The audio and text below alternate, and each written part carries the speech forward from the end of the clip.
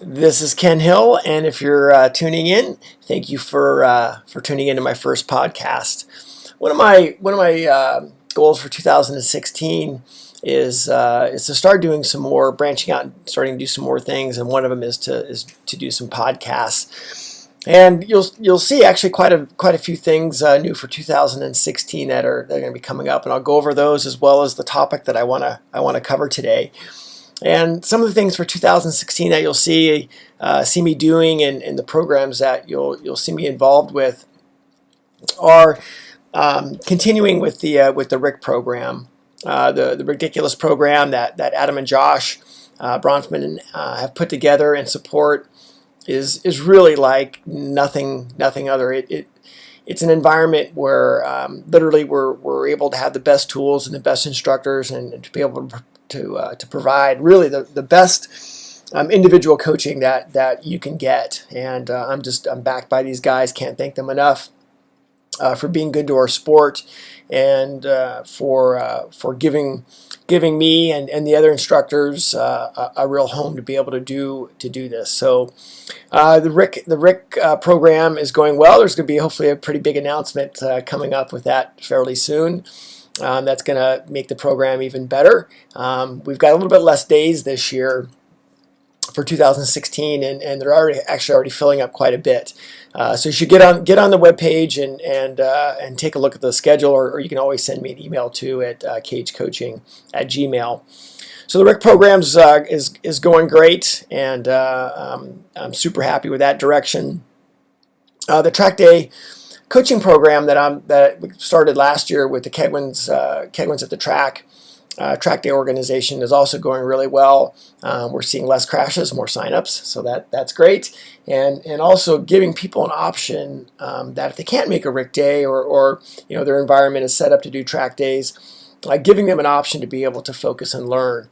And not only that, but being able to support the Kegwins instructors who want to get better at the support. And again, part of my kind of my new agenda for 2016 is providing a pathway for those instructors and having a curriculum available for them. And you're going to see some big things coming up with that, hopefully fairly soon, with a written curriculum and a pathway for that language to get standardized in that environment. And it's things that we'll be able to take away from the track, and you can put them in the street as well. So track day program is going great. We're going to see some things up in Washington this year as well, up at the Ridge.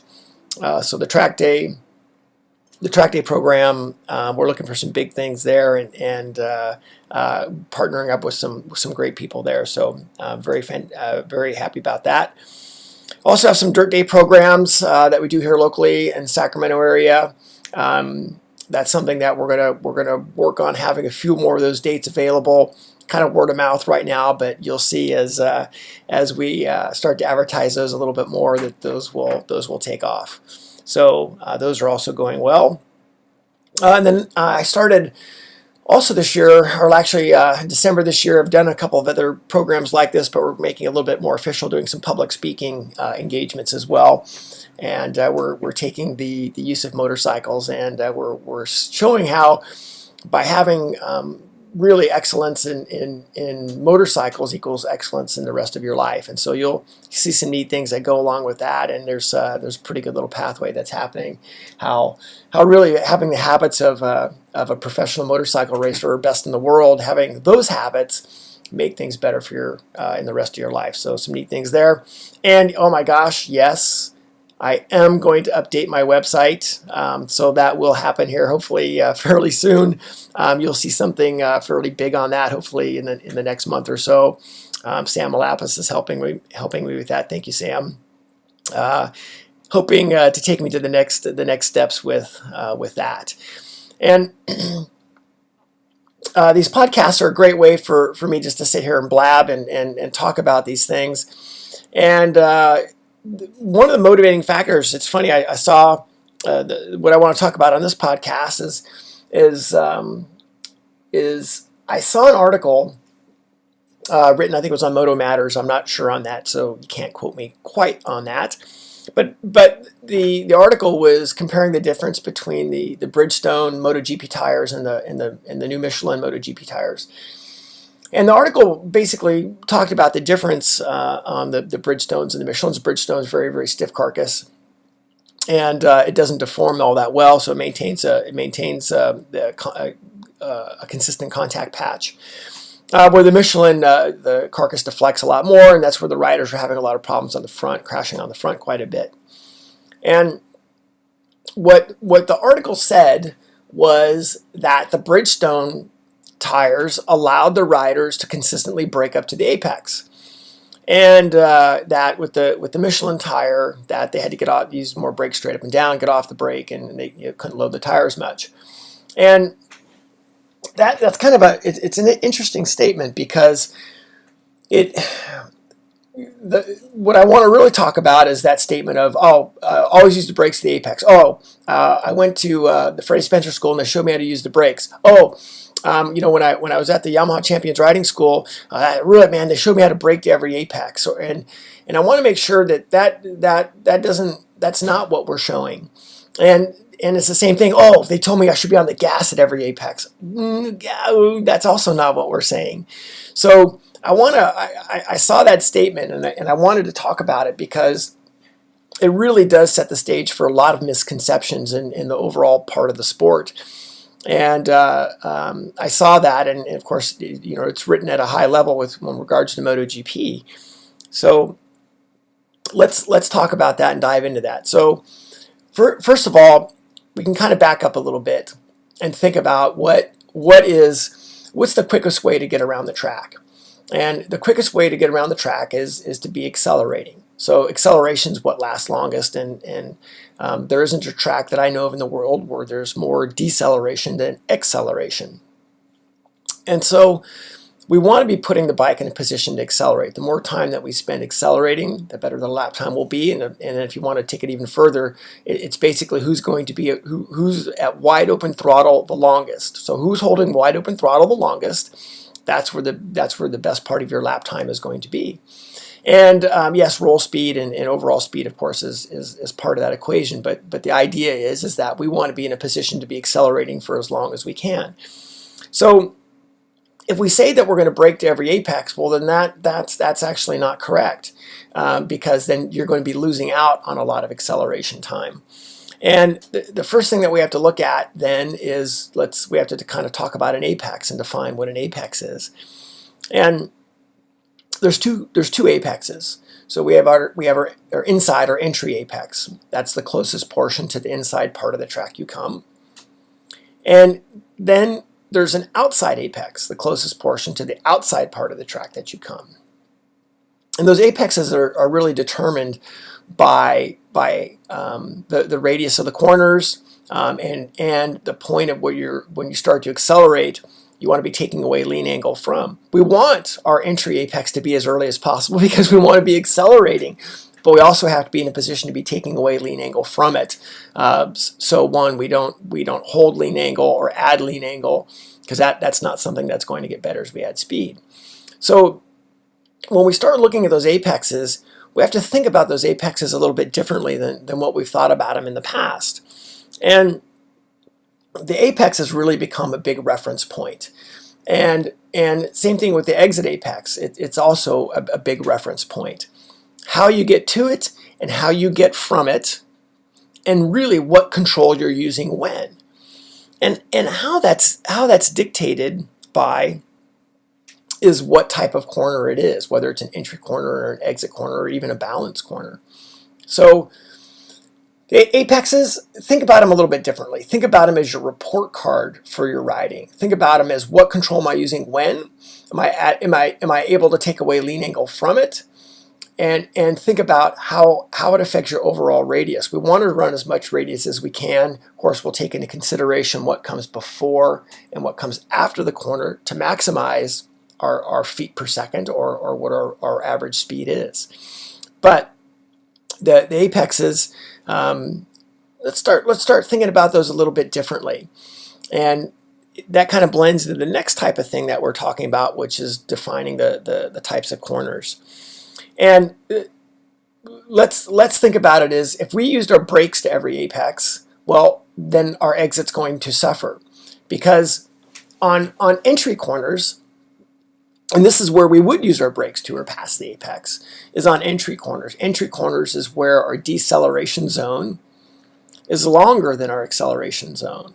And there are entry corners where you'll use your brakes to or past the apex, because that's what that radius has to offer. That's what that corner has to offer. The deceleration zone is greater than the acceleration zone.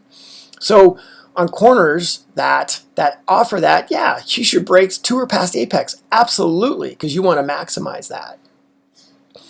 But most corners are exit corners.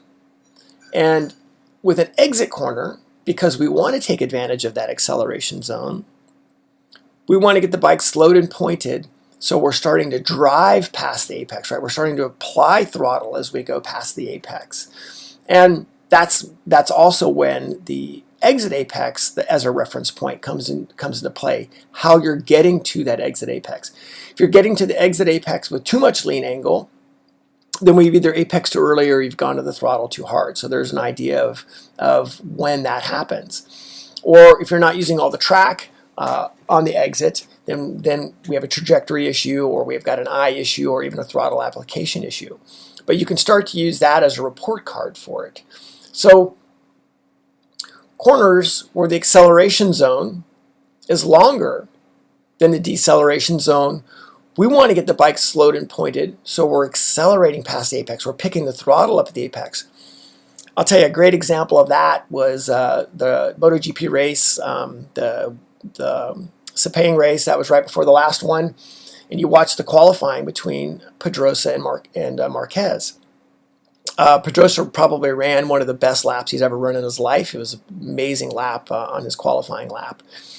And coming on to the final straight, Pedrosa had the bike slowed and pointed, was picking the throttle up as he was taking away lane angle, just as he went past the apex, and just completely nailed it. Maximized every bit of that acceleration zone that he could. And then you watch Marquez, and Marquez got in there, rushed it in there a little bit more. Bike was a little bit out of shape, and he was late picking up the throttle, and he used the brakes longer, closer to the apex, but that delayed his acceleration zone. So now his acceleration zone became shorter, and he wasn't able to pick up the throttle till he basically was right at the apex. So great example there of realizing using those as report cards and being able to see what those riders are doing when. So I wanted to kind of put this this first podcast together, one to kind of tell you what's going on for some of the 2016 things. And also, let's start getting our brains thinking about our sport a little bit differently, and thinking about it. It can be really confusing thinking that you're going to use, I always use the brakes to the apex. That's what they taught me, is I brake to every apex. Well, if you're going to do that, your acceleration zones are going to suffer. But then if it's like, I accelerate at every apex, I start my throttling, I start my acceleration at the apex. Well, that's actually not going to work as well, because you're actually going to be late on the throttle, or you're not going to take advantage of those deceleration zones. So being good at this sport is being able to understand your environment and understanding the radius of the corners and understanding what lasts longest in those corners. And starting thinking about those apexes differently. Use them as report cards. What lean angle do I have with them? What control am I using when? How close am I to them? What comes before? What comes after those apexes? So this first one, I kind of wanted to get that going in your brains a little bit and talk about that, and kind of get the ball rolling with that. So I want to try to plan on doing some of these podcasts probably once a month, but even more than that, probably as the season gets going and as I have some guests come in and chat about some things. So you're welcome to send me an email, khcoaching@gmail.com, if you've got any questions, or if you got something that you want me to chat about on these things. But yes, I got a bunch of topics that we'll keep going over. And thanks so much for tuning in and listening.